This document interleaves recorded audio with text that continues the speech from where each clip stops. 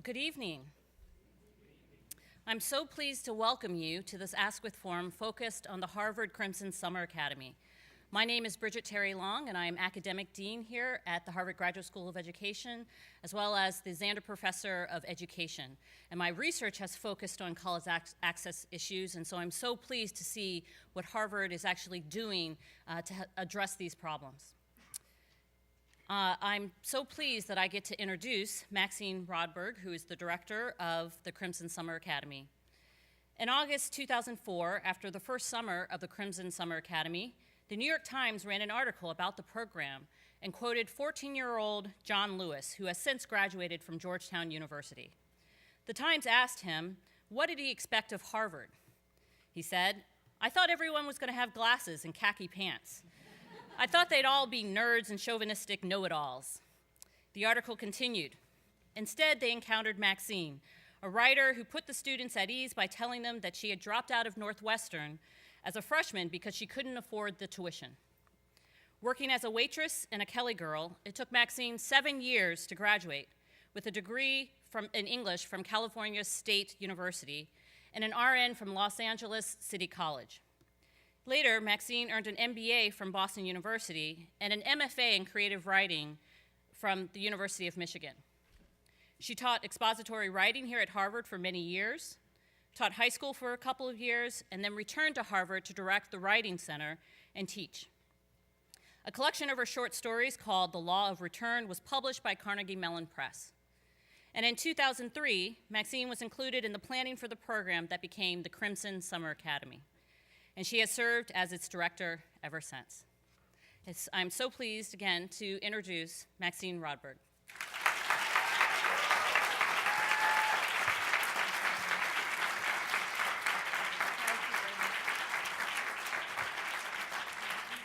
Thank you very much, Bridget. Thank you all for coming, President Faust, all the friends of the CSA, the incredible faculty that we have, the mentors who make this program what it is. Some of our scholars are here, some of our graduates are here, and they'll be on the panel that will start in just a few minutes.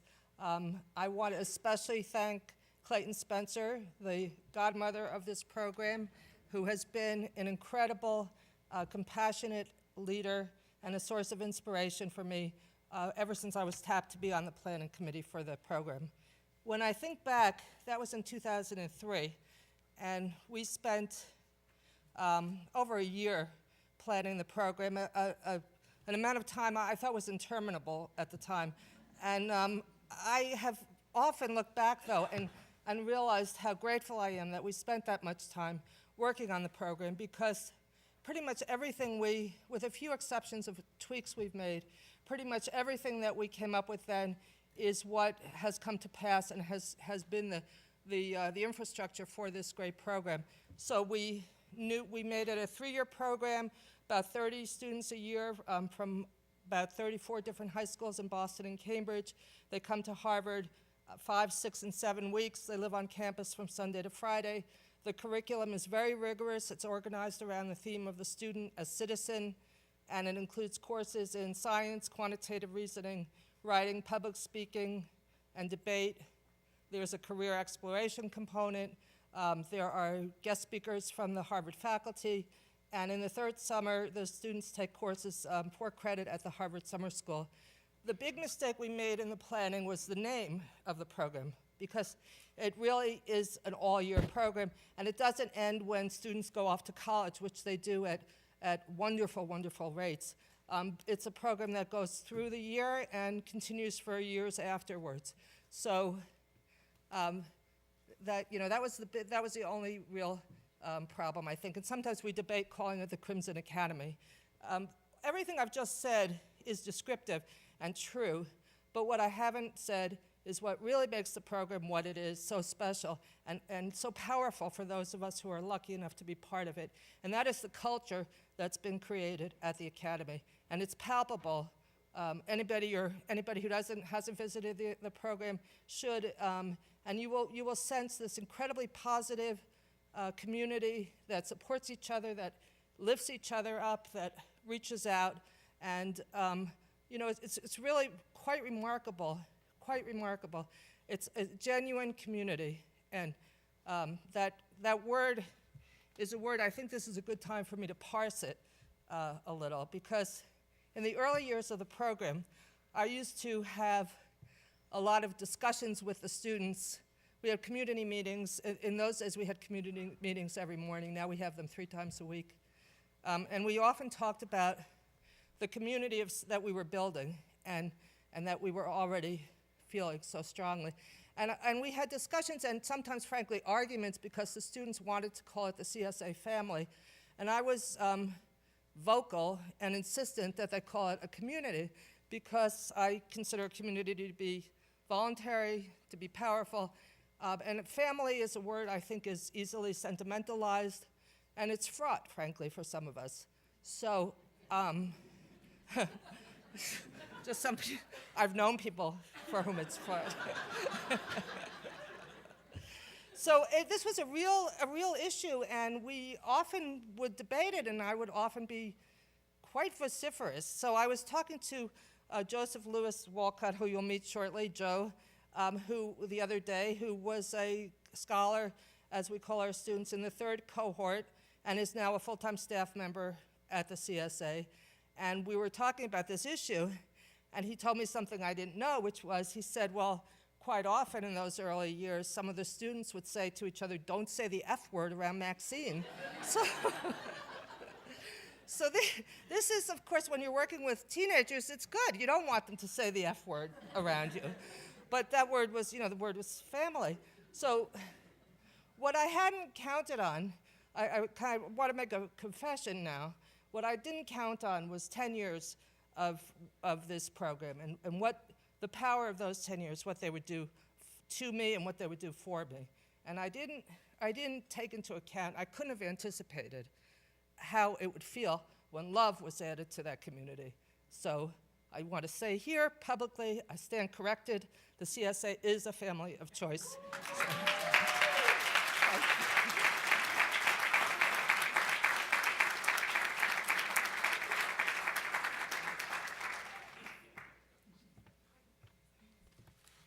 Good evening, everyone. My name is Joseph Walcott Lewis, as Maxine said, and I'm a graduate from the 2009 class of CSA. In 2011, I returned to the program to work as a mentor. This was my way of giving back to the program and family, and also dipping my feet into the world of education. Upon graduating this May from Boston College, I was fortunate enough to be offered the position as coordinator of the mentor program, thus completing a trifecta in the CSA. In this capacity, I'm able to use both of my past roles in the academy to help improve the experience for both mentors and scholars. Since the inception of the Crimson Summer Academy, the mentor program has been key with regard to success of the scholars. Year after year, scholars praise the brilliant work of their mentors, truly enjoying working and living with them. CSA mentors have various responsibilities, such as teaching assistants, residential assistants, and tutors. This mentoring continues throughout the academic year when mentors call and visit scholars at their schools. The relationship between mentors and scholars is a two-way street. Mentors often have experienced how their time working with scholars shaped their undergraduate experience and future careers, such as in education, like my case.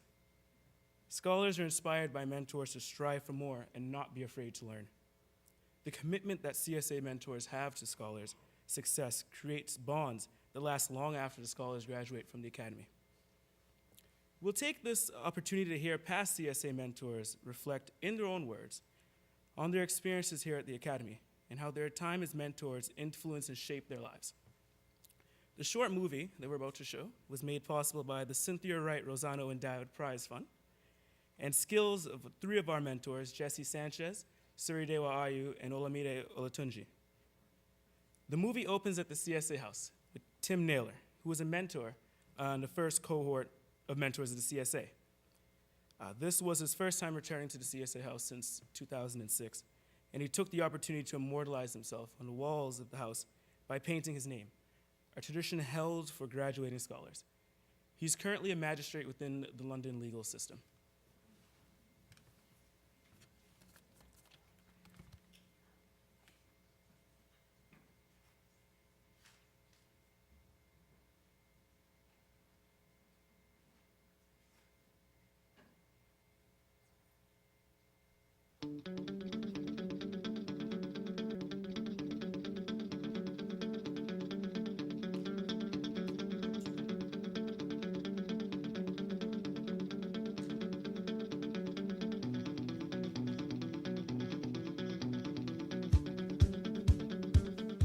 what I love about the building now, though, is just the names around. I remember there being blank white walls. I remember there being nothing, not even on a picture when I first came in. It's just shown how far the program's come over 10 years. It's incredible. There's so much going on at CSA that it's a lot, and it's really, really energetic and exciting, and you don't want to miss a minute of it. When you're a mentor, you're half sibling. Actually, let's not even say half. You're part sibling, part parent, part teacher, part confidant. You're everything kind of rolled up into one. The kinds of experiences I had during that summer were unparalleled. My first cohort of scholars have just entered their first year of college, and one of them is even at Harvard. You know, to see that sort of path and that trajectory happen and feel like, to some degree, I was part of that journey was really, really impactful. Scholars are outstanding. I mean, they're just wonderful people to be around. They want to learn. They want to learn from you. They want to share ideas. It's the definition of an intellectual community, and it's really an extension of the community that we find in the university, but with a whole new mindset, because you have these excellent local high school students who are in there who bring a whole fresh perspective. You know, it's given me tangible, practical proof that, you know, giving back in this manner to kids coming from places just like I came from it's just one of the most rewarding things I've ever done. When we would sit down in Annenberg in the dining hall, our group of mentors was probably the most diverse group of people you would ever see in a dining hall together at Harvard. I saw people share things that even some of my closest friends at Harvard might not have shared with me. And having that community, having that support really allowed you to think about, you know, how you fit into your concentration at Harvard, your group of friends, your activities, and if you maybe weren't happy with something, it gave you an opportunity to stop and think and, you know, what do I want to do? What do I want my experience at Harvard to be? And having that continued connection to the community is something that really helps not just ground people who are part of the program, but it's like a fun, happy place to be. And having that during the course of the year, having an event every month, having connections with scholars every month as you're making calls, that helps.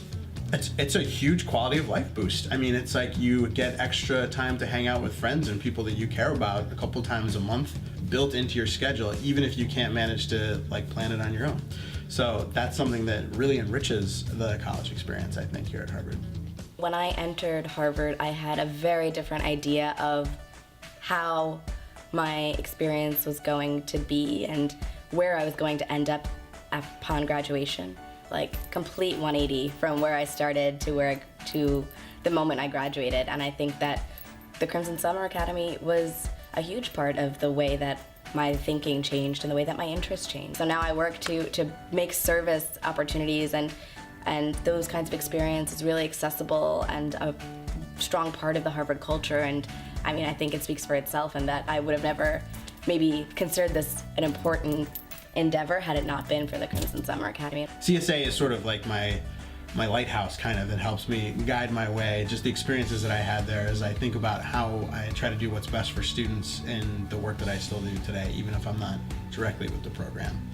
It trained me to be a better educator in terms of working with students, in terms of navigating complex institutions, and in terms of figuring out how you take big ideas about what kids need and turn it into actual day-to-day, how you work with kids to support them. CSA really taught me how to incorporate a person's whole history into who they are as a student and to use that history to better educate them. I look back, and it's not just the impact that it's had on my career, but I see a lot of other mentors who have gone into education who either didn't realize that that's what they wanted to do, or they, like me, they knew that they were interested in education, but this helped them learn more about it and see what specific avenues they wanted to take.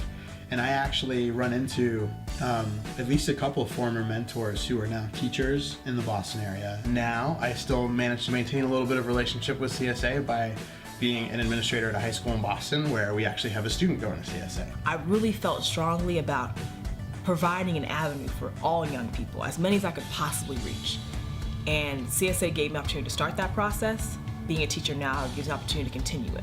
I definitely would not be where I am today without CSA. If it hadn't been for CSA, I don't know if I would have ended up in this field, and I really, truly love it. CSA has been such a powerful force in so many people's lives in terms of them being able to access opportunities, to be part of a community that really values personal development, personal growth, and education. People often talk about living in a Harvard bubble for students, and people are often isolated in Harvard, away from the community that they're working in, they're studying in. For me, suddenly my eyes were opened to Boston, to Cambridge, to the greater community, to the people that live there. I'd met families, not just students, but families of students from all over Boston and Cambridge, and a whole different perspective of where Harvard fitted into that.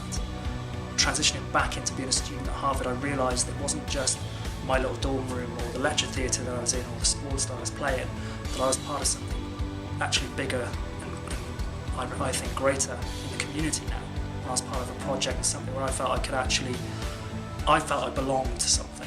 The CSA is a place where Harvard is so engaged with the community and engaged in a way that's really going to help change not only the lives of the students who come through the program, but the community itself. You know, I've watched it happen. I'm so just proud and happy and amazed and just blessed to have been a part of that. It is a summer experience that I've never, ever had, either before I came to Harvard or after I've left Harvard. And I'm not sure I'll ever be able to replicate that CSA magic again. But that's okay. These young people are phenomenal. I have never met anyone like them.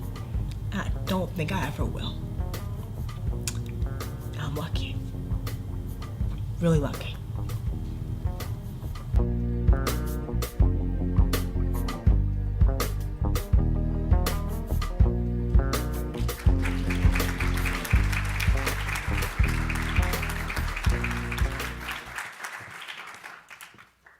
Hello, everyone.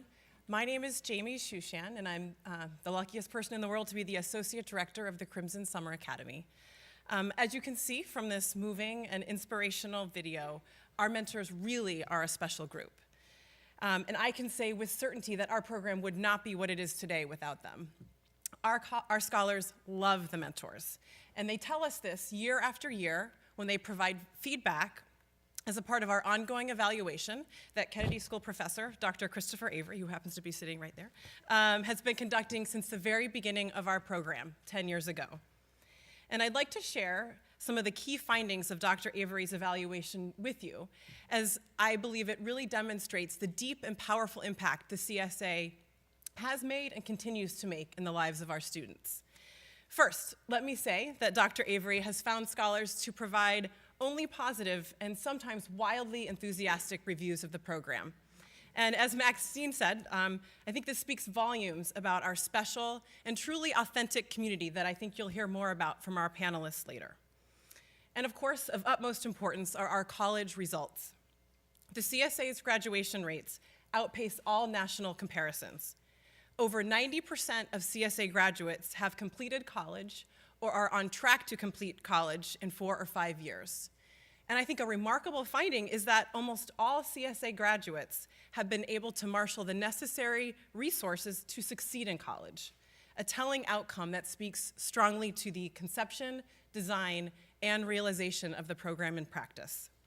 We are obviously very proud of the CSA's success, including 4 of our graduates who have won the prestigious Gates Millennium Scholarship, many who have studied abroad all over the world, and graduates already pursuing advanced degrees in education, law, medicine, public health, and social work. But none of this would be possible without the incredible Clayton Spencer, who really is, as Maxine said, the godmother of this program. As many of you may know, Clayton has moved on to greener pastures or maybe colder winters up in Lewiston, Maine, where she is now the president of Bates College after spending more than 15 years at Harvard, contributing in 1,000,001 ways, in particular as a VP for policy in the Harvard President's Office. I had the absolute fortune of working with Clayton many years back and know firsthand the powerful impact she made. Before I say more, let me also share the significant impact Clayton made in Washington, where she worked closely with the late Senator Ted Kennedy as Chief Education Counsel to the Senate Committee on Labor and Human Resources. She also clerked for Massachusetts District Court Judge Raya Zobel and practiced law in Boston for a number of years. So obviously, Bates is very lucky, and I can say with certainty that we are all very jealous. But I guess it's only fair to spread the Clayton wealth around, because for all of us, Clayton changes lives. She will modestly deny this, but she absolutely does. Among Clayton's many accomplishments at Harvard was her essential leadership role in reshaping and expanding Harvard College's financial aid program, namely to make this place affordable for students from low-income backgrounds.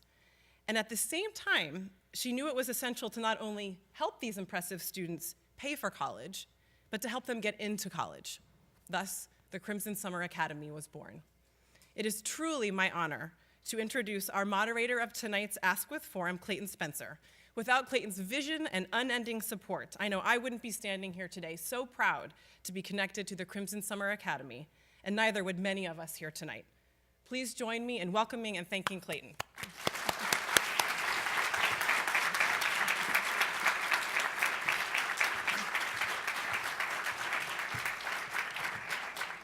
Thank you, Jamie. Thank you, Maxine. Thanks, everybody, for coming. It is a huge honor to be back here on the 10th anniversary. And when Maxine and Jamie wrote to ask if I would come, I'm like, sign me up. I don't care where I am or what I'm doing. I want to be here. I'd like to say, you will quickly learn that I am far from the key actor in this drama. And I just thought I would take a couple of minutes before we get to the real show, which is our panelists, and tell you a little bit about the story of origin of the Crimson Summer Academy. And I decided to do it in 3 acts. They'll be short. It's a short play.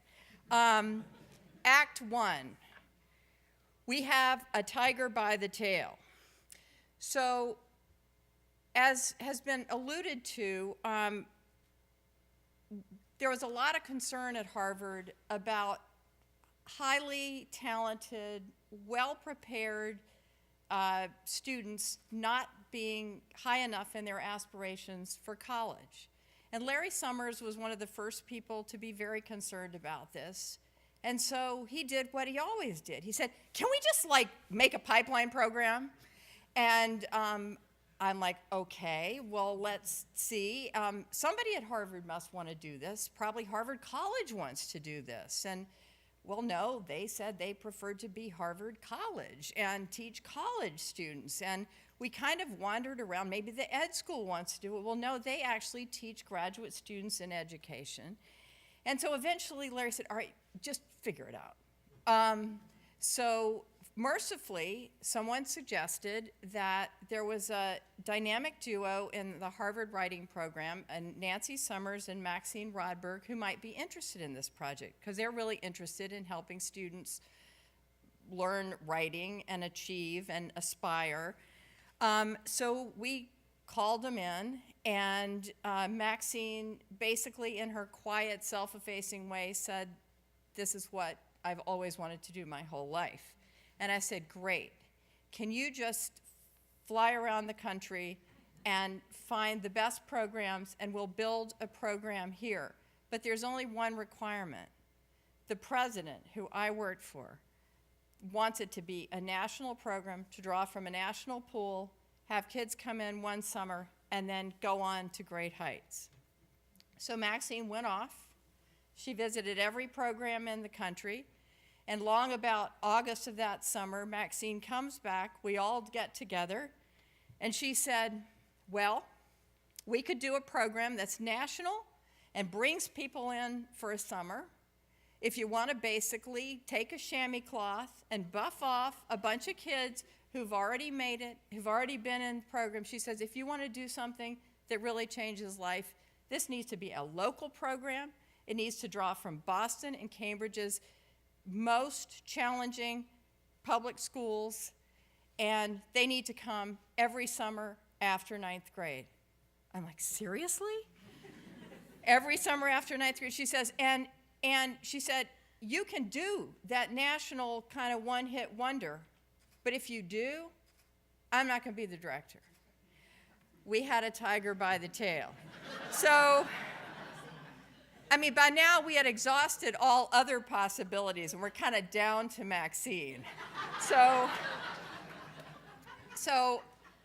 we're like, okay, all right, we'll do it your way. I will convince everybody that it needs to be a 3-year program, it needs to be local, and just do this, Maxine, and I will just return to my work in the president's office with my fabulous colleague, Jamie Shushan, who made the whole thing go round. So I thought, okay, fine, got that launched. I'm returning to my work. Next day, Jamie walks in, she said, I really want to work for Maxine and set up the Crimson Summer Academy. So Maxine's influence, I knew that we had a really powerful person from the very beginning. Act 2, if you build it, they will come. Well, kind of not exactly. So you know how schools get hot and everybody wants to go to them, and by word of mouth, it gets to be a hot thing to like go to Harvard or go to Bates or go wherever you want to go. But it's kind of hard to rely on word of mouth if the school doesn't exist. And so we're like, all right, how are we going to recruit people to come to this school? How are we going to go out to the roughest, toughest high schools in Boston and Cambridge and get people coming? And we're sitting around our planning group, and we say, we need a brochure. So we decide we need a brochure that Maxine can drop off in high schools so that people will want to come to the Crimson Summer Academy. Well, the trouble is, if you want a brochure, you need to have pictures of what you're doing, and you need to be able to describe the curriculum. Well, funny thing, we didn't have either pictures or a curriculum. But that did not stop us long. We called the Harvard News office, and we said, could you get us some kind of young-looking Harvard undergraduates sitting out under the trees looking intense and like they're having fun and making Harvard look welcoming?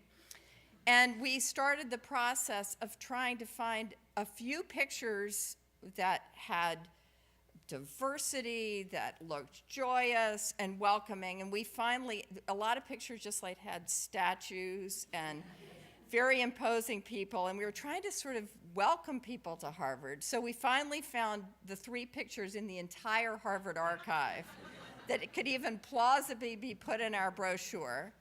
And then we're like, oh, the curriculum. And so we're like, Maxine, you teach writing, describe writing teaching. So Maxine writes a writing paragraph, and we get somebody else to write the math paragraph, and then somebody brilliantly came up with the idea of teaching the kids as citizens. So then I was asked, would I like to participate in the interview process? And I had these images of sitting in a room with the table and having kids come in, and we'd have our interviews. And Maxine, all right, if you want to participate in the interviews, we're going over to East Boston High on such and such a day. Pouring rain, we get in the cab, we get over there. Guess what? Nobody at that school had heard of the Crimson Summer Academy, oddly. So we try to find the person, we try to find the students, and from there, the Crimson Summer Academy was born. And I have to say, Maxine and Jamie are the reason this program exists, and everybody who's ever had anything to do with it knows it. So now Act 3 is the results speak for themselves. You've heard Jamie's statistics, and I will just give one piece of color commentary on that. When we were putting this together, and now we're like, Maxine, oh yes, they're going to come in 9th grade, and really, they're going to stay here through the end of high school. I'm like, all right, if we want 15 kids to graduate each year, we have to start with 30.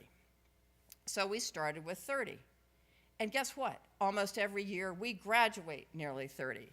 So you heard the statistics, 88% of all the students who have come to the Crimson Summer Academy have graduated, and 99% of those have gone on to marvelous colleges and are now going to be reshaping the world. So without further ado, I'd love to invite the Crimson Scholars up, and we'll sit down and have a conversation.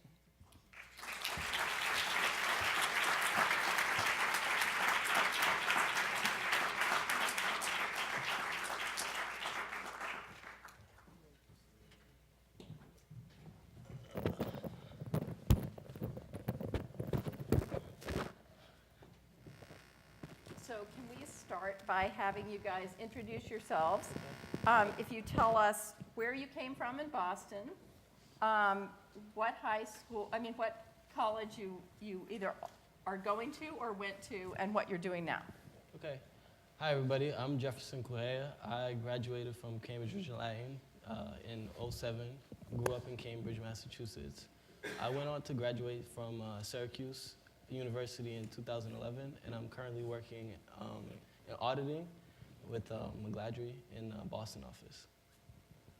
I'm Gabrielle Farrell, and I graduated from Edward M. Kennedy Academy of Health Careers, and I was fortunate to receive the Posse Foundation Scholarship and went to Bryn Mawr College and graduated with a degree in political science and French. And now I'm at Project Bread, which is an anti-hunger organization that services the state of Massachusetts. Hi everyone, I'm more nervous than what I thought I would be. Glad you said it. Well, my name is Elder Kirkconnell. I went to Tech Boston Academy, which was formerly known as Dorchester High. I was fortunate enough to gain admissions into Oberlin College. I graduated this May, and now I'm working at Northeastern as an assistant director of admission with specialized recruitment for multicultural recruitment. How you doing? My name is Kwame Adams. I am currently a senior at Wesleyan University in Middletown, Connecticut. I also graduated from what is now called the Edward M. Kennedy Academy for Health Careers, but it was HCA when we went there. I'm currently, I don't know what I just said. Ooh, nerves. You're at Wesleyan. I'm at Wesleyan, yes. After Wesleyan, I want to go into education. So, yeah. My name is Andrea Bagwandine. I grew up in Dorchester. I went to Cathedral High School in the South End, and I'm currently a junior at Bates College in Lewiston, Maine, and I study political science. Hi, everyone. My name is Ada Caselli. I'm originally from Albania, but I grew up in South Boston, and I went to Boston Latin Academy, and now I'm fortunate enough to be a sophomore here at Harvard College, declaring my concentration within the next week or so in psychology, and I'm pre-med here. So. Great. So why don't we start at the beginning? You've heard about the story of origin of the academy itself. Now I'd love to hear a little bit from you guys about how when you first remember hearing about CSA and what made it register for you. And why don't we start with you, Gabby? Sure. I remember my high school counselor approaching me to ask me if I would like to interview for a program at Harvard. And I went home and I told my mom about it, and she clenched me. She was like, "You must." And she didn't say you must, but she was very, very ecstatic for the opportunity. And I remember it being a huge deal at my school because my best friend, it was between sort of my best friend who was a valedictorian and me who was second runner. And it was very nerve-wracking sitting there in front of Maxie and Jamie. I remember, I think I burst out into tears, and I didn't mean to. I might have even run out the room and came back. And I was like, oh my gosh, I'm gonna be eliminated. But I guess I impressed them because my passion came across the table. I really wanted to go to college, and I really wanted to better myself and learn more and challenge myself, and I was given an opportunity to, so I was very happy. That's great. Kwame, do you remember how you first heard about the academy? Exactly how everything happened. I was in physics class, and a guidance counselor came in and was like, "Kwame," like this, and everybody's like, "Ooh." So then I'm like, "What did I do?" So we go into the office, and then she's like, "What are you doing for the summer?" And I'm like, "I don't know. Hopefully I have a job." And then she's like, "Well, there's this program at Harvard I think you should look into." And I was like, "Okay, cool." So she handed me the brochure, and Gabby was on the front of the brochure. So I was like, "Oh, Gabby's in it!" And then that was after we had a real brochure. So after that, I asked Gabby, I was like, "So what's the deal with CSA? Tell me about it." And besides Harvard being a selling point, I remember her saying that as a scholar, they give you a laptop and a printer so you can do your homework and all these kind of cool things. And for me, who was someone at the time always having to stay at school and do work on the computer and go home, that was also another incentive. But when I went home and said Harvard, that was it. It was you better make sure you fill out that application. Interesting. Yeah, so. Interesting. Ellery, what about you? My guidance counselor stopped me in the hallway and gave me the application. And like as you mentioned, I didn't know anything about CSA at that time. It was relatively new. And also my school was also relatively new at that time as well. So I applied. I did put a lot of effort into it, but I didn't put too much thought into the outcome because I saw the name Harvard and I was like, okay, I ain't getting this. So I just applied, and luckily I'm here right now. All right, so I'm curious, several of you have mentioned Harvard in this, and we won't dwell long on this, but did that have a big impact in how you have thought about the academy or how you felt when you actually arrived on campus? Why don't we start with you, Jefferson? Yeah, I think Harvard definitely had a big role in being a selling feature, as well as like everybody else. When you go home, you tell everybody like, oh, you know, I can do this program at Harvard. Especially my parents being immigrants from Cape Verde, you know, like going to Harvard, their kid, the first one born here, would be like amazing. So just kind of, you know, having family aspirations and just kind of being able to live that out, especially since I'm a lot younger than a lot of my siblings that had nephews, and I had a lot of nephews and nieces growing up, and just kind of thinking about how I can kind of be a role model for them, and like if I could do Harvard, then kind of just show them that they could achieve a lot as well. So that, I know that definitely factored in. Plus, just like knowing that I could be here with other people that I could just learn a lot from also helped a lot. Was anybody intimidated by the Harvard? Andrea. I was, because my guidance counselor really hyped the program up. I mean, it's a program to be hyping about, but he calls me into the office and tells me that it's Crimson Summer Academy. He wants me to apply. He thinks I could get in. And he was like, you have to be careful with Maxine. She's a bit intimidating. So I was scared from the start. I didn't know what was going to happen. He was like, she's really intimidating. So I was like, oh man, I have to sit in a room with her and get interviewed. Okay. And then, you know, that was like the selling point. And what about you? My mom proud, you know. I had to get over it because I wanted to make her proud. So I was like, you know, if you're not scared of your dreams, then it's not going to happen, you know. You got to push yourself. Interesting. And what about you, Etta? It was definitely intimidating for the first time, being surrounded around like Harvard students. And actually, I'd never been on Harvard's campus before CSA, so that was an interesting experience. But I guess I've never really gotten over the H-bomb because I go here. So every time people ask me like, where do you go to school? I still go like, oh, I go to Harvard, and like try to say it in a humble way because I'm so worried that people are gonna get the wrong impression of me. But yeah, it's definitely hard saying like, I go to Harvard. So let's talk about the program itself and just open it up a little. Why don't you describe kind of the entry, the first week, the first year you were there, before you probably got very comfortable? What did it feel like, and what goals and expectations did you come in with? Anybody? I could start, because I was the first year, so the first summer, so nobody kind of really knew what to expect. And I was kind of like John, like when you mentioned in the Times article, I was just expecting a bunch of like geeky people, kind of like the whole uniform like he kind of explained. And just realizing that like once I walked in, I started seeing other faces that looked like me, that were familiar to me, and kind of just realized like from the first few seconds that it's gonna be a lot different than I expected. So that right there just kind of really showed me and made me realize that I'm gonna learn a lot just from that first few minutes walking into that door. Anybody else? First impressions? I can say something about that.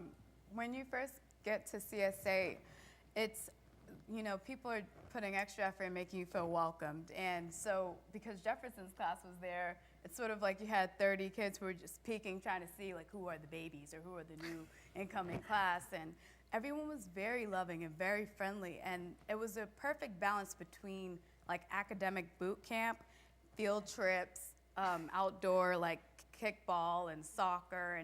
And for that reason, you never really felt the intensity because you weren't alone in it. And everyone sort of had a smile on their faces while they were going through it. So, and I don't mean to make it sound all fluffy, you know, but it kind of was just that perfect balance, and it made for, you know, good welcome first summer. So Gabby talked about let's not make it sound fluffy. And clearly, you guys have gone on to enormous academic success. So let's talk a little bit about the academics, how they're approached at CSA, what works about that, maybe what you might want us to improve while Maxine's here. Here's your shot. Who wants to take, you want to take that one, Kwame? I actually I loved the academics aspect of it because the CSA was a lot more rigorous than my high school. So I knew like I was gonna have a very mediocre like school year, but once I came here, like I was gonna be challenged. And that's what I appreciated about it. But I will say that in the beginning, QR, like, Larry, I love you, but that took a lot out of me to get used to QR. I was like, what is this? Like, this is not regular math like how we're doing math. A lot of it was based on like voting and voter registration and all these like little things like that. And I was just like, why is this is not important to me. But it's like after a while when you get past the very like surface level things and realize that when I went back to school the next year, like that all those word problems that I was doing when I was getting like these actual equations and things like that, everything came to me a lot quicker. So it was more so like when you're in the moment, you kind of don't see why you're doing it, because then it's like you also wondering like, did I really want to do this? Like, this is my summer and I'm still in school. But then when you get back to school and you see like, wow, like the summer made a great difference, you appreciate it a lot more. What's the approach taken to academics here? You said something about boot camp, but it's not. In a positive way. In a good way. Positive way. So what makes it positive? I think, okay, there we go. I think for me, being in CSA, one thing that I learned that anyone at any capacity is able to learn. And CSA had the right resources, they had the right tools, they had the right mentors, they had the right staff. And when you put all that together, the formula came out to be just a fresh breath of air. For me, it was hard for me to learn while I was in high school. However, the coursework in CSA was extremely rigorous compared to the ones in my high school, yet I was able to get all honors in my classes at CSA. And that was due to the fact that Maxie and Jamie recruited a phenomenal staff. Maxine and Jamie and Dan at that time recruited an incredible amount of mentors who I still keep in touch with at this day. So yes, even though the work was very rigorous, I think the support within the faculty and the support within the mentor made it beneficial, made it more accessible for me at least. And I can speak on my class for all of us to learn even at that high level. So can somebody tell us a little bit about what makes the mentor system work? Sort of how it works and what you think makes it effective. Okay. I liked the mentor aspect because they were, just as we were diverse, the mentors were just as diverse. There was someone for everyone. You were never alone. So like, I feel like social aspect is very, it's a very important part to your academics. If you're not feeling well socially, you're not gonna do well, you're not gonna find the motivation. And there was a mentor that you can go to at any given time. And you also had your diverse group of friends. So I think it's the diversity within CSA that kept us on a stronghold and kept going no matter how hard things got.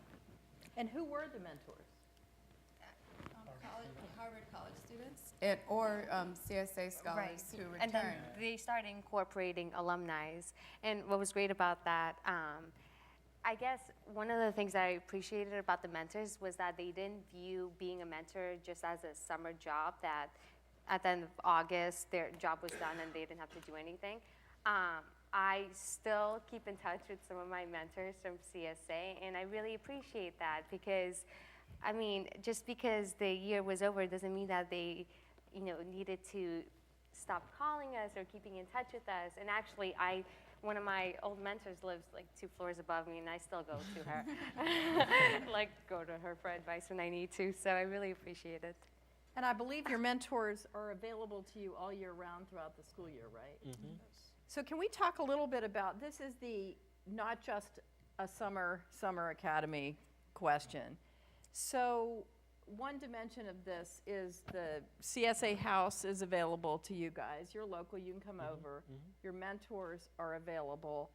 I'd like somebody to take on the question just first. After this intense, positive, rigorous, challenging summer experience, was it hard to go back to your high school?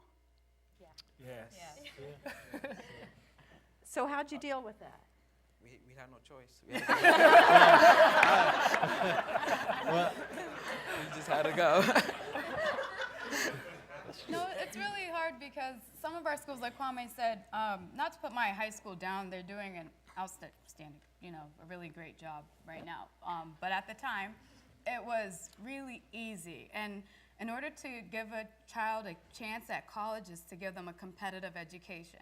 And that did not start until we entered into CSA's doors. And for that reason, it goes back to what you said. It's just what makes this program and these efforts so critical. Like, you want to talk about financial literacy, like they go through financial aid and like how to apply to college and all the options that we have, whereas in school, if you mentioned applying to Harvard, someone might look at you like you're crazy. And they'd force you to apply to like Salem State University, which is okay if you go there, it's fine. But it's sort of like just to have like higher dreams and have someone to say, that's okay, let's figure out how you're gonna do it. Yeah. So it's both the higher dreams and the scaffolding to get you there. And the tools, yes. So how much did you guys rely on your contacts with each other, with mentors, and with the space of the academy during your high school career, between summers?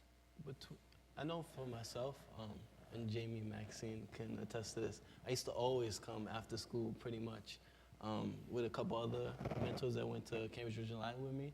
So I used to always be there, like come after school, especially once they put the table tennis in the basement. Always there. So just being there and like having other graduates, not graduates, but other CSA members that were at school with me kind of gave me a community of people that, I have a space that I can go to with other people that I can go with and study and work together and kind of continue what I was doing at the Crimson Summer Academy, because that's another thing that I felt was very positive, is that for the first time I was surrounded by a bunch of other kids that were as motivated as myself to do well, that weren't gonna put me down because I wanted to do well in school. And even when I was struggling, I had mentors and my other CSA members, scholars, yeah, that's the correct term, other scholars that I can study with, and it just made me a lot more confident in my academic abilities, as well as just wanting to say that, I want to learn and go on and do other things. Yeah, I mean, for me, it went even beyond high school, because my freshman year, I was struggling. I don't think freshman year is easy for anyone per se, but it was really nice knowing that I had the CSA house right around the corner that I could go to, and they made me feel so welcome. And Jamie's been so great. She still keeps in touch with me and sees how I'm doing, which I really appreciate. Yeah. Okay, so I just want to talk for a second about your family and your high school. As you go through this program, do you have an identity around this that other kids know? Or do you kind of keep the light under the bushel so you can just get through the school year? Well, I come from an immigrant family, so my mom doesn't keep quiet. So my mother actually, at that time, she used to work for the Inn at Harvard Hotel right here. It's not too far from here, actually. So she knew about Harvard, and I knew Harvard in terms of coming and visit her at work. So I never actually got a chance to cross over the other side of the gates. So when she found out that I applied and got in, she told my mom, my grandmother, she told my aunt, she told my cousin, she told everyone. So that wasn't kept a secret within the family. Within the school, however, no, not however, my guidance counselor also didn't keep quiet, because my school was up and running, so she wanted to promote more of accomplishment that the school was bringing in through the students. So she definitely vocalized it to other faculties and members, and certain students ended up finding out about my acceptance into CSA. So is CSA regarded as a cool thing in your schools, and is it causing other students to want to aspire to get admitted to CSA? I would say within my high school, like I know I was on the CSA brigade. Like as soon as they were like, yeah, we're gonna start looking for people, and I was like, okay, so these are a couple people I know that would be good for the program. And then when they're like, oh, we're coming, I'm like, oh, who are you interviewing? And I'm like, oh, maybe you shouldn't interview her. It was kind of like, we were very protective. Like I can even say this for a lot of people in my class. We're very protective of the program. It was like this I don't know, like imagine like having a diamond. Like, we all have this diamond, but it's like all these other people on the outside want it, but it's like we can't have too many hands on it, you know? So it's like you want a lot of people in it, but it's so sacred that like when you have people come into it, that you have to be the right person, you have to be the right fit. So I would say like within my high school, I can't say that people are knocking down the door asking to be in CSA, but I can definitely say that like the way I was in class, like after coming back for the summer and like especially during my senior year in high school when I was like in CSA all the time because my high school was like, we were not on the same page in terms of where I should go in college and why I was applying to so many private schools versus public schools and this being a reach school versus a not reach school. What about the UMasses instead of, you know what I mean, all these liberal arts schools? So I feel like it balances itself out in a way where it's like everyone knows it for the good, but then when you're inside of it, you recognize the good on a completely different level. So it's like all of the support and everything that's here. You want a lot of people to have access to it, but you also don't want people that will not properly navigate with the resources to have them at the same time, if that makes sense. All right, do others of you agree with that characterization, or what about you? Well, I went to the same school as Kwame, and I was the first out of the high school to be admitted into the program. And I remember when I had the good news, I didn't necessarily go and spread it because a lot of people thought that I received it because I was African American. But I was very happy that when I went to the program, I saw that there were all different types of faces. It's not the affirmative action effort. It's sort of looking at who deserves this, who needs it, like what are your strengths, and if you want it. And so for me, when I went back to school, I'm glad that it's changed. But I kept it to myself, and in the community. Students knew that I would be gone, or kids would know that I'd be gone during the summers, and I had the nerd label and things like that. But my family, call Arkansas, call Montserrat, they all know, even across the West Indies, they all knew. And so it's just like Eloise said, our families are very, very proud, and you later learn that you have some friends, some genuine friends that are really proud of you too. But I think that there was a huge misconception that it was some sort of thing that was awarded to me because of my color and not necessarily because of my ambitions and academic success or achievements. All right, now I want to see if each of you will take a shot at your most vivid experience that you associate with the Crimson Summer Academy. It could be vividly terrific, vividly terrible, or vividly powerful. And I'm going to let the first one who has it come into your head start. And the rest of you are going to scramble to catch up. I'll start. I can definitely say that when, I think it was my first or second summer we had the talent show, and I hosted the talent show. When they put that microphone in my hand, I don't know what happened, but like a different person came out, you know what I mean? And I can definitely say that moment helped me realize not only my potential, but also like the amount of power that you can have when you can, say, captivate a room full of people. So my thing was like, everyone knows that like a lot of you don't know me, but I'm a clown. Like I can make you laugh. Like I'm so jokester. That's me. And when they asked me to host a talent show, I was like, no, I'm not a comedian. Like, I'm not the type of person to make jokes and tell them to you. I just make jokes out of whatever's going on, and we move on from there. But by them giving me that microphone and going like, we believe that you can do this properly, that it will be a successful event, it allowed me to, just dig deeper inside myself and realize that even though I hadn't done something before, that the possibility wasn't there. The potential was there, but just because I hadn't done it didn't mean it wasn't impossible. And that moment definitely helped me push my boundaries and my comfort zone, because I'm not one to really want to, as much as I want to be in the spotlight and out there, I'm also very reserved in certain aspects. You seem very shy. And I felt like that moment helped completely kick me out of my shell. Yeah. So, yeah. I think that moment worked. That was a powerful moment. All right. Who else had? It could be the good, the bad, the ugly. We were reading a text on the Salem witch trials, and we went on a field trip to Salem, Massachusetts, to actually view the areas that people were persecuted because people thought they were witches. And I'm a very easily frightened person, and we were walking as a cohort to, you know, wherever the person was who was leading the guided tour. And one of my classmates, his name was Jimmy, his foot just sunk into the ground, like literally no one expected it. I saw it. I told Maxine before the field trip, I don't think this is a good idea, but I saw Jimmy's foot sink into the ground. It must have been soft dirt or something, but I took off running straight to the tour bus or whatever we came on. I ran back to that bus and I sat all the way in the back of the bus, and poor Maxine had to walk all the way back, and she had to sit with me and say, you know, it's okay, there's nothing alive underneath the ground that pulled him down. And I'll never forget that. Now, what significance did you take from that experience? I realized that my imagination can get the best of me, and that when people are dead, they're really dead.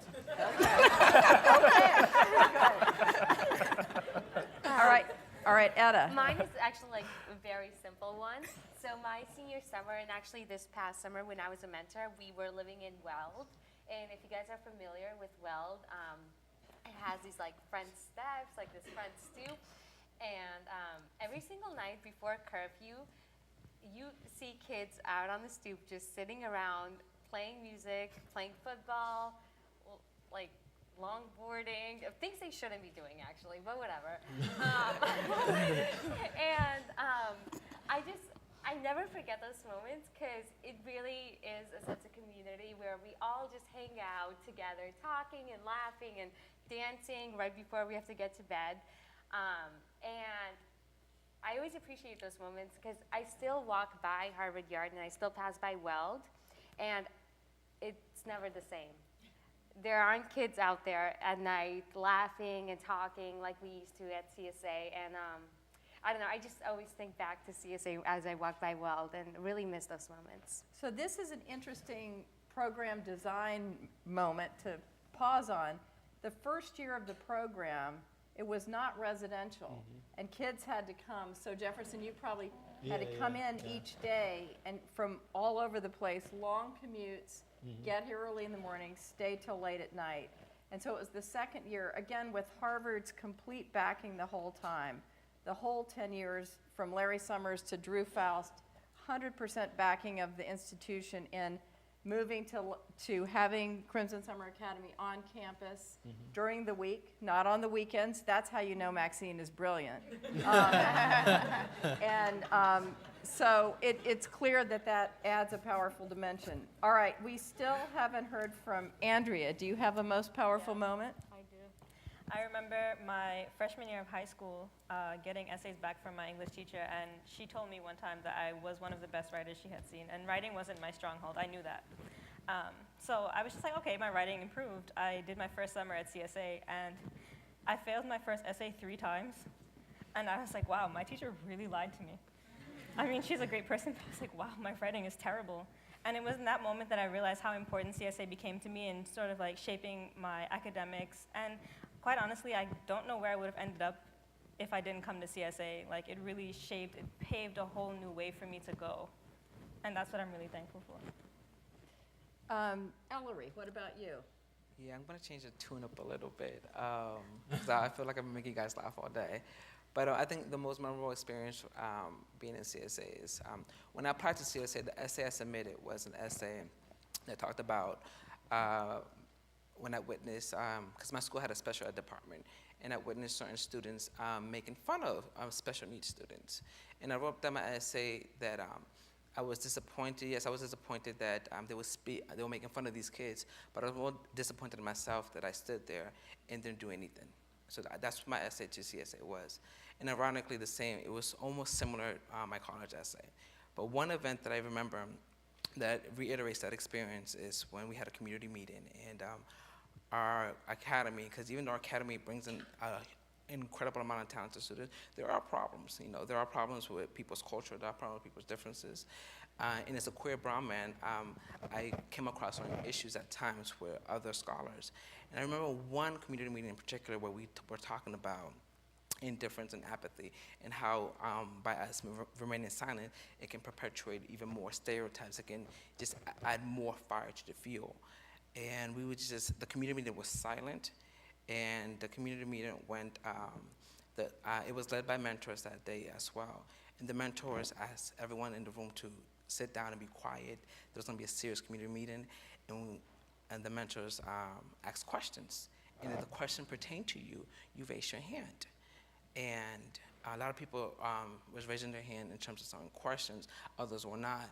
And then when it got to the meat of the community meeting in terms of queer identities and how people who felt isolated because of the queerness, I found myself and many other students also raising their hands, students that I wouldn't particularly would be aware of.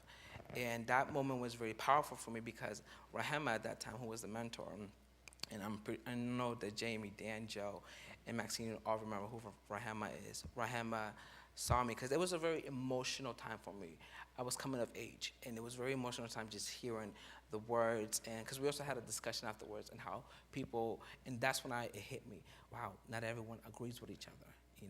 Everyone has different opinions, even though we're all incredibly smart. We all have different views and opinions, but I will say that has dramatically changed over the course of the years in CSA, because I have come back as a mentor and I've seen the transformation, and I'm really proud of that.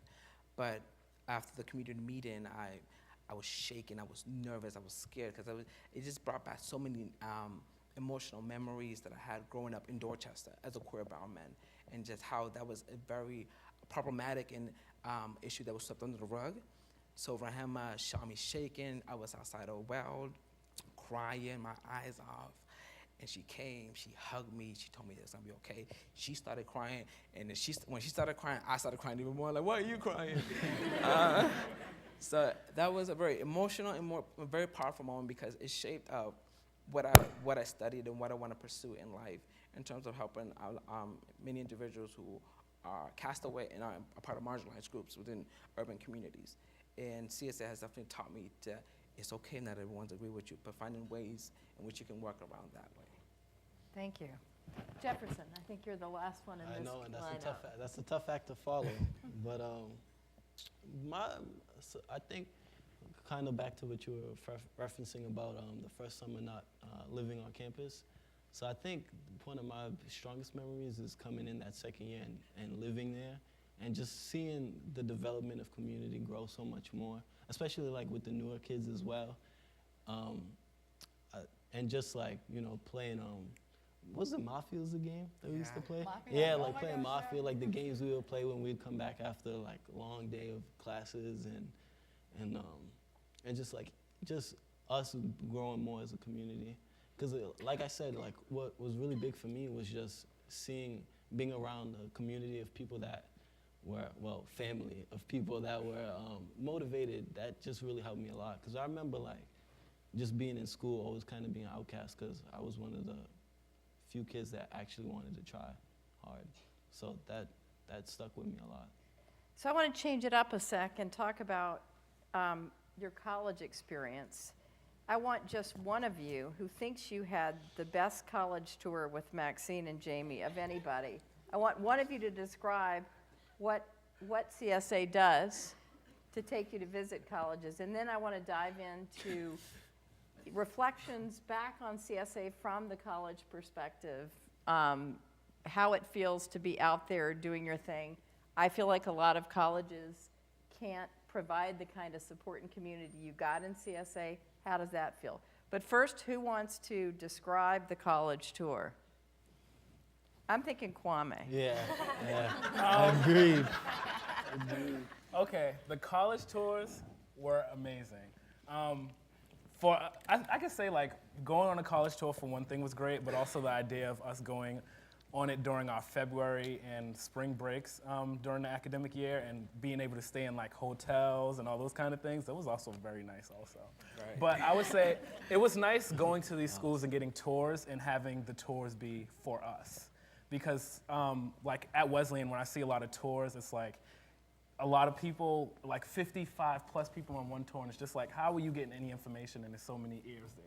But we had tour guides that were familiar with us, and we had a lot of questions, and coming from a lot of low-income inner-city kids, we had like a lot of sometimes crazy questions, and we also would like sometimes we would tend to count the people that look like us when we're on these tours Exactly. also. So it was a very eye-opening experience because you're used to, like with Boston, there's a lot of schools here, you know, but you're so familiar with them because they're in your home space that you really don't look at a college the way you should look at a college. But going to schools that were in different states and different regions, like seeing the difference between upstate New York and Schenectady and those places, and then going to Middletown or being in New Haven at like Yale or something, like it's just seeing all these different places and how college, really there's not like one general meaning of college, because a lot of us, where we are first generation, the media plays a large role in what we think of college. You know, people that we know telling us about their experience plays a large role in how we see it. But us being able to go to those campuses and eat in the dining hall and talk to a panel of students and hear from certain professors and those kind of things to kind of like ease our fears and let us know that like you can do this, you can be here, and like you have just as much potential as anyone else to be in these spaces, despite what everyone else is telling you like while you're at home. So I think that it was great. And it was also us going as a cohort and as a class and not being on Harvard's campus and kind of seeing like Dan, Maxine, and Jamie a little more lax than they normally are, you know what I mean? And I don't know, this is just another little funny thing. I remember when we went to visit Trinity, and we were driving to Trinity, and we were all looking around like, where are they taking us? And I remember yelling to Maxine, I thought the purpose of the program was to take us out the hood, not bring us to a new one. And it was just, and it was like one of those funny moments where we were all just like, what is going on right now? Because you know, when Trinity, as you're driving through Hartford, like Hartford has some rough parts. And we just happened to be in a rough part. And we were like, all these schools we were going to were in really nice areas. So we were just like, what's going on? But it just shows you like the diversity of college and the institutions and how location and all those kind of things play a role in it. All right, I enjoyed them. All right, that was wonderful. And I keep getting this image of, wait, what is the Chevy Chase movie? Yeah, the vacation movies. Anyway, you guys on this bus.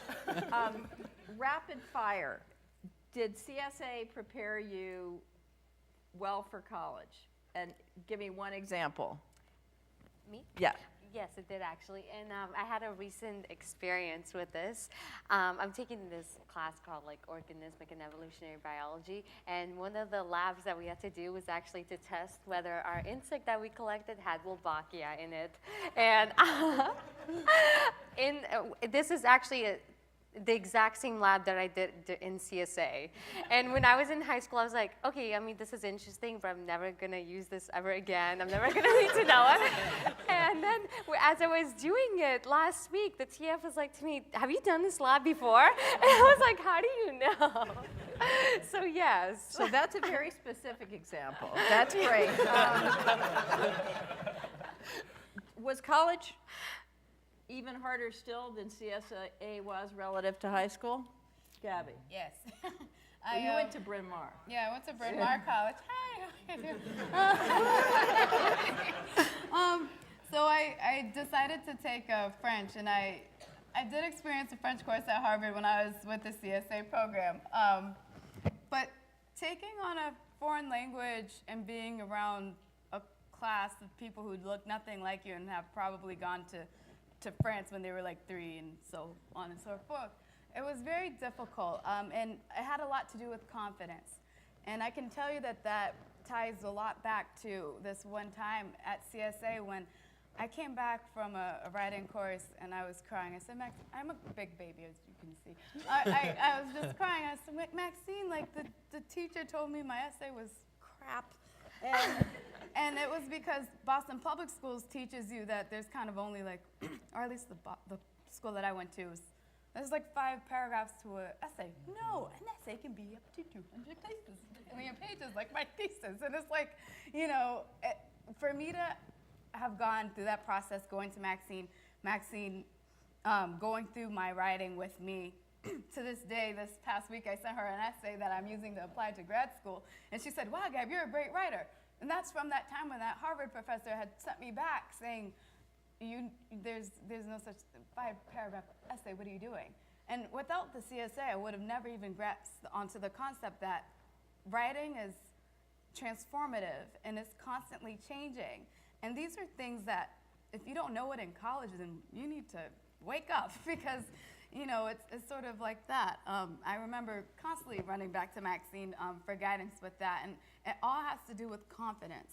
And CSA instilled that confidence in us, which then made me finally graduate. You know, I graduated on time, but you know, in good standing with French, you know, and that was really hard. It's like, you know, I got to do this because it's already put me through 2 years of hell, and that was mandatory.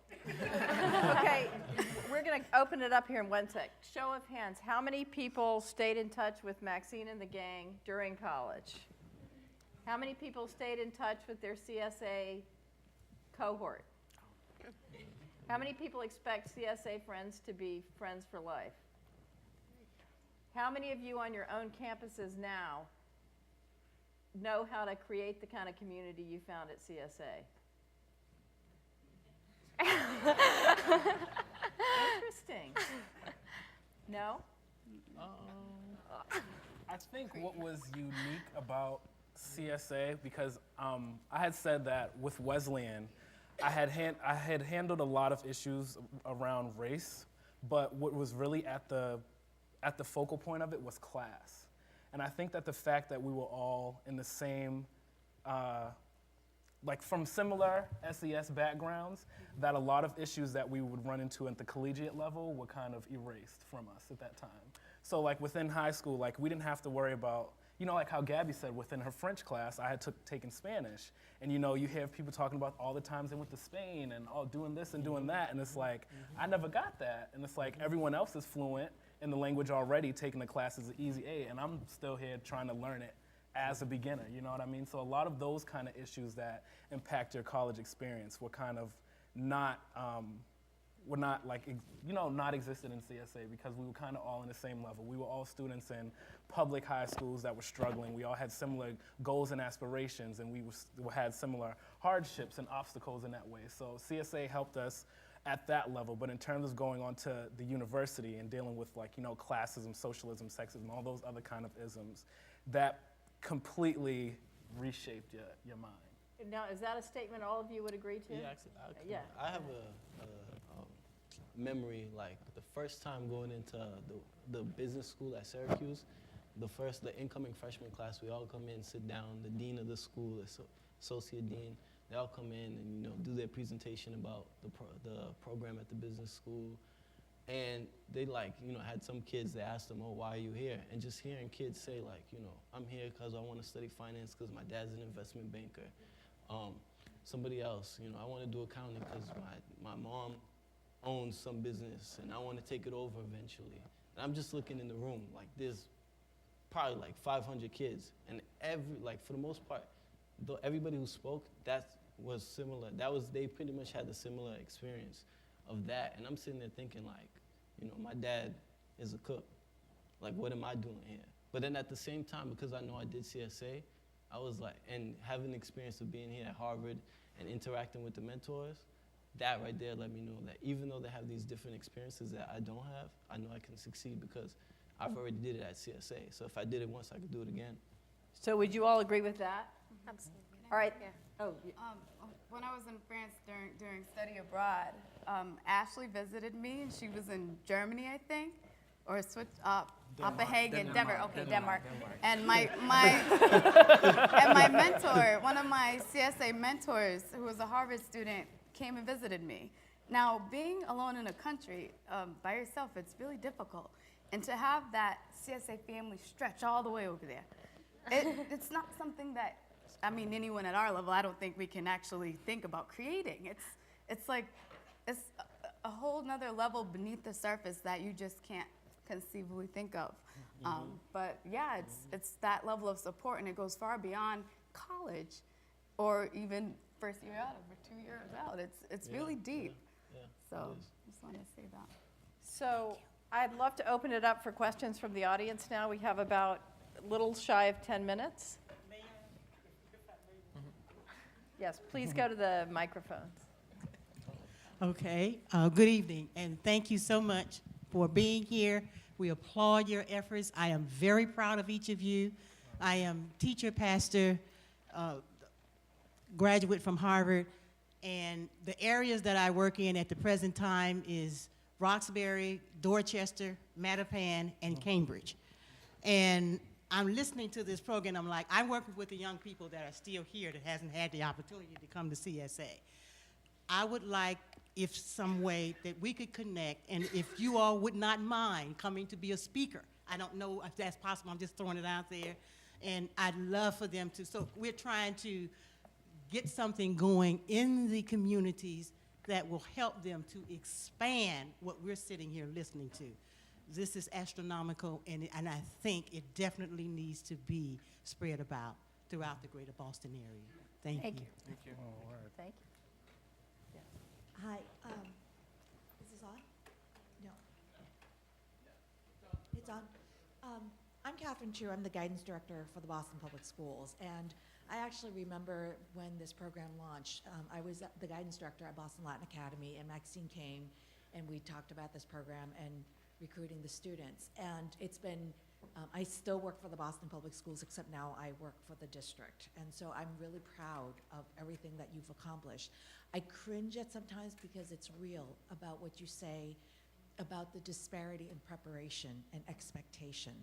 And so this is a two-part question, and I guess more for Maxine and for other people who are doing this work.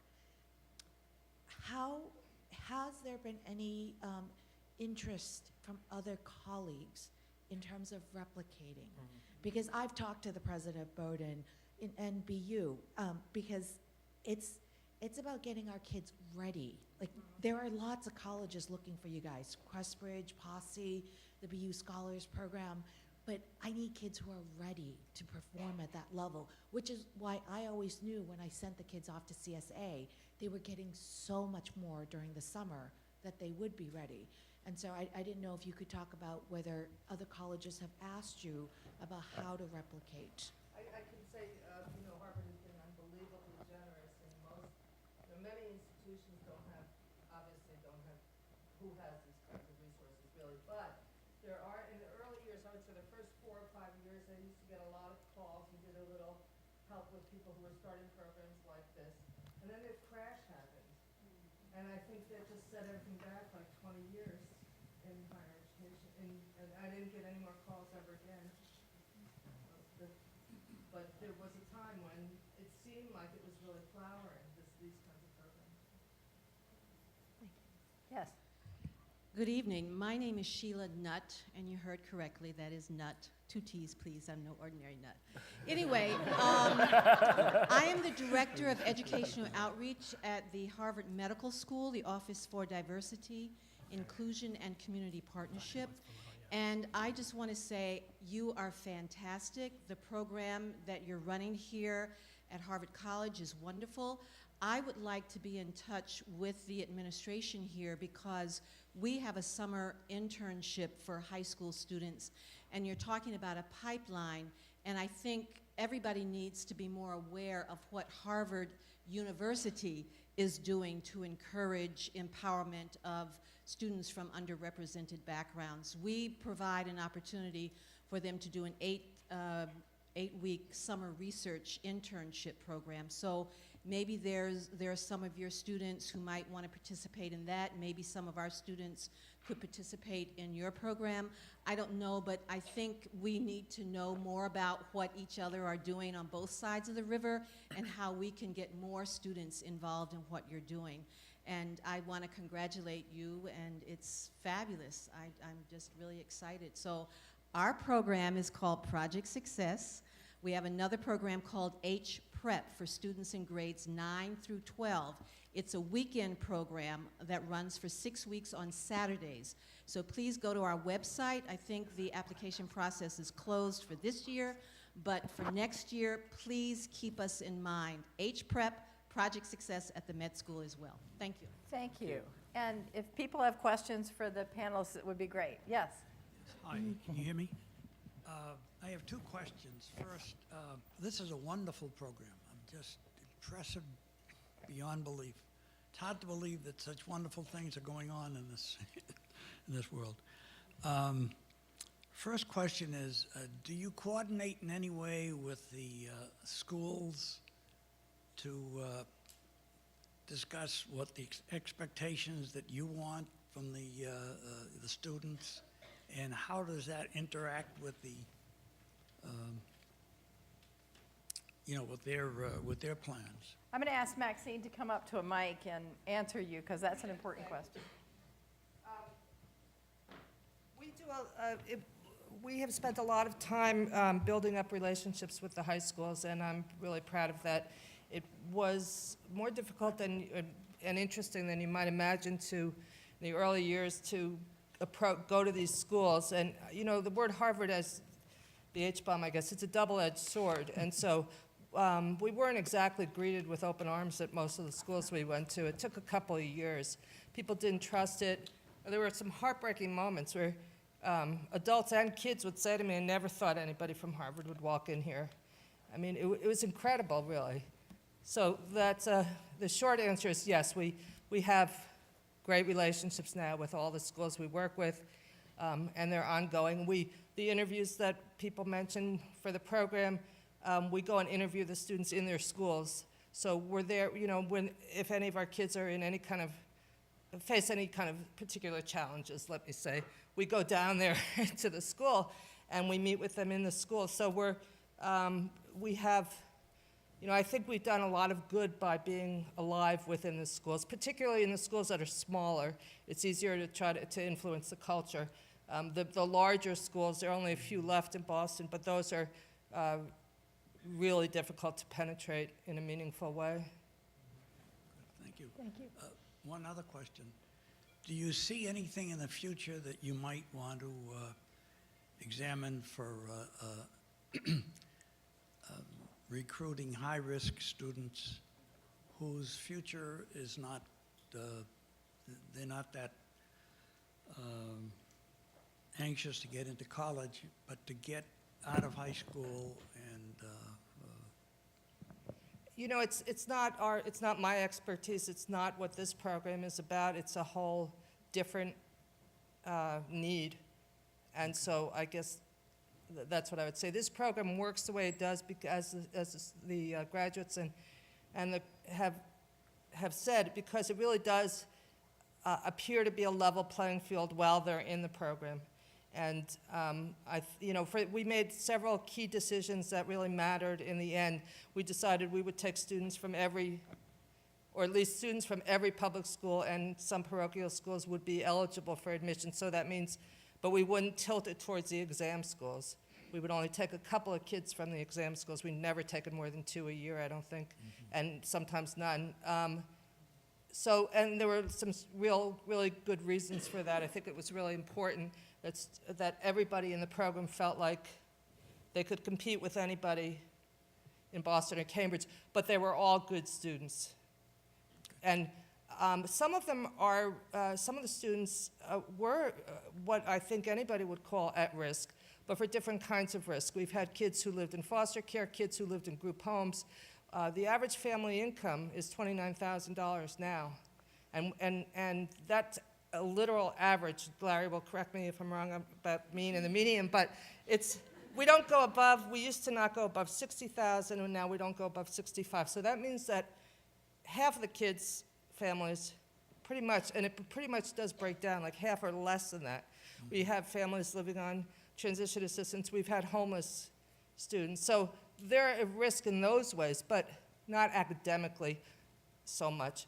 On the other hand, when you're dealing with 34 or 5 different high schools, the disparities in the schools are beyond belief, beyond belief. So we have kids from, Latin school and Latin academy, and then, we have a student from the Jeremiah Burke this year. We've had students from English High.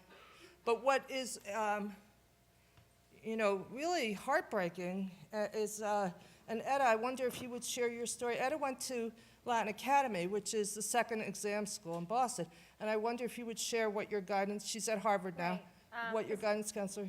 Yeah, so over the summertime before my senior year, Doreen, my counselor here at CSA, and I prepared a college list for me, and she really encouraged me to apply to top schools like Johns Hopkins and Harvard, and then I went back to school in September, and I showed my guidance counselor at Boston Academy the same exact list.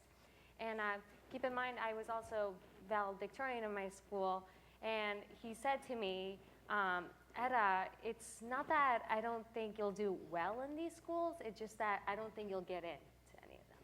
So that brought my confidence level down, like really hard actually, because I was already so hard on myself, and to have someone tell me that I won't get in, it was really challenging. Well, you showed him. Yeah. Thank you. I see that it's a little after 7. I don't know how strict a time clock. We've got 2 more people who've been waiting in the wings. Okay. Can we go ahead with Yes, those? let's go ahead with those, and then Okay. we'll invite you to a reception. Okay, this one. Yes. Congratulations to the panelists. I think by showing how successful you've been, you've actually just shown others what's possible. So please accept the founders, the organizers. But one of the things that I fear, I'm here because I've had lots of opportunities and resources all along. Many ducks were aligned in a row. And I think all of us in some way in this room are part of an elite part of society. And one of the things that I'm afraid of personally is getting overly comfortable and also thinking that I'm special in some way. And so I think that you can also give back outside of the CSA community in the sense that we can't, one needn't think of scale, one needn't think of replicating what Harvard's doing, but I think sort of fixing your own little tiny corner of the world, looking out for someone, giving someone a leg up, someone who's not probably doing academically all that great, and there's many factors for that, would be some ways in which you can also think about giving back, even if it's just one person that you impact. I think it's tremendous. So that would just be my word. It's not a question, but it's just a thought. Thank you. Did you want to respond to that, Ellery? Yeah, I definitely agree with you. I'm a firm believer that those who are fortunate to move up in life should get back to the community that they came from. Personally, what I'm doing, as I mentioned, I'm an assistant director of admissions at Northeastern, and I'm going to be focusing more on the multicultural recruitment aspect. And 2 weeks ago, I was in D.C. and Maryland, traveling into all these prestigious schools. I went to the 3 schools that Ms. Obama was considering to put her daughters in. So I got a chance to be in those schools, as well as I got a chance to go to, I'm forgetting the county in Maryland, but it had the most populations of people of color, black people. And you can see the difference in the records. You can see like these kids, their school reports had Princeton, Yale, Harvard, all the top schools. Whereas when I went to the urban schools, they didn't have any of the schools. So my way of advocating for these students is that, yes, I know that you come from 2 different backgrounds, but I'm gonna give you the benefit of the doubt in a sense. I understand where you're coming from. I understand the struggles. I understand that not everyone is afforded the same resources, but my part of the job is looking deeper into that student's application, particularly students of color, because I know where I came from. If you look at my school's record, I'm just surprised that I still got into Oberlin based on the school that I came from. But someone gave me a chance, and I'm willing to be that person to give those kids at an international level, as well as in Boston area, a chance for higher ed at Northeastern. Great, thank you. Last question. I am hearing from most of you that you were tapped on the shoulder by your guidance counselors and you were the valedictorian. Can you just tell me what was it about you that got you tapped? Did you have a perfect grade point average? Were you in every club? Were you top athletes? What was it what did you have that I could try to encourage other kids to have? I'll say this. I know from one of my experiences, I'll never forget this in high school, but this is after I got into CSA, but it's one of the characteristics that always stayed with me. And I had a friend of mine in high school. He came up to me and was like, Jeff, how do you always do good in school? Like I just can't do good in school. And I was like, I don't do anything special. I just show up every day, try and do my homework. I was like, do you do your homework? He's like, no. Do you like missing class and doing stuff like that? And I think like that was really like the community of the people that I was around. And it wasn't until like a little bit later in high school that I got to take the honors classes, and I was around more kids that were trying to do well. But just like since I was young, like elementary school, middle school, that was always the case. Like I was always just the one that was trying. I wasn't the most talkative kid. I'm still a little shy, but when I was in class and learning, that's where I flourished. And I think my teachers always saw that in me, that I always had a desire to want to learn. And I don't know how you can really instill that in somebody, but I think just so many young people just don't really have confidence in themselves. And I think a lot of that has to do with just, people around you that just don't, because other people have told them they can't do it, that they just project that negativity on you, and just like telling you about things that they've never done, and so because they've never done it, you can't do it. And it's so sad. And like, even when I went to college, like kids that would look like me and the rest of us on this panel, a lot of us came in that first semester. After that winter break, a lot of them never came back. And it's like these kids that just didn't have the direction, didn't have the support at home, were basically like thrown in the wolves. They were the superstars at their high school, but they just, they were like a lot of people here said, and even like at my high school, like you could just take the cupcake classes, you do amazing, you wouldn't have to really put effort, and then now you get thrown to these colleges where it's like, that's not gonna cut it. And now you don't know what to do because you don't have nobody to support you. You don't have a scholar that you can call and be like, this is what I'm struggling with. You can't call Maxie and Jamie. Yes, and I mean, I'm saying like for these other people, like we could, and just like, it's just something that struck me so hard, and just like, and I don't know why some people don't care, but just. Can Ellery jump in? Yeah. I think, and if I'm overgeneralizing, please correct me, and also scholars that are alumni are in the audience, but I think that the one thing that got us into CSA is that we were hungry. We wanted to step outside the Dorchester-Roxbury borders. We wanted to achieve. So you have students here who were valedictorians, were the top 10%. We have students, the students in CSA is amazing. Even to this day, I'm just amazed to see the accomplishment that we produce. So we have students that who are the best and brightest of Boston, but the main thing that brings us together, the main thing that got us into CSA is because we were hungry. We wanted to get out. We wanted to achieve. All right. I think that's a great note on which to end.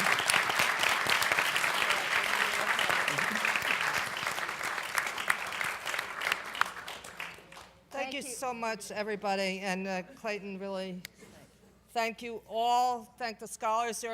There's some grads here that I haven't. It's great to see you. Thank you very, very much. There's a reception across the street in the Gutman Conference Center, and I hope to see you guys there. Thanks again.